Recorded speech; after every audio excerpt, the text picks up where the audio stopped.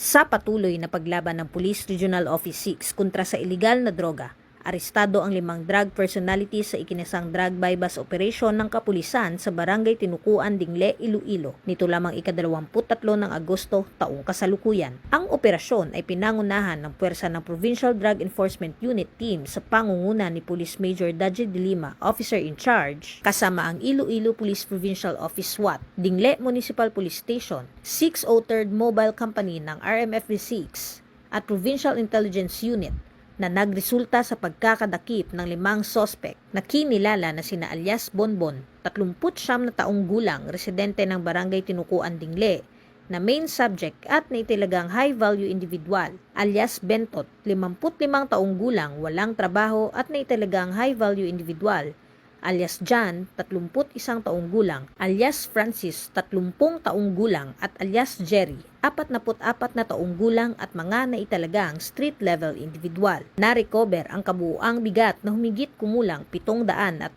gramo ng ilegal na droga na may estimated standard drug price na 5,032,000 piso, isang long barrel homemade 12-gauge shotgun, isang homemade AR-15 9mm rifle, isang suspected airsoft rifle, isang grenade hand fragmentation high explosive M67 at iba pang non-drug items. Kasalukuyang nasa kustodiya na ng pulisya ang mga naarestong sospek para sa tamang disposisyon at haharap sa kasong paglabag sa RA 9165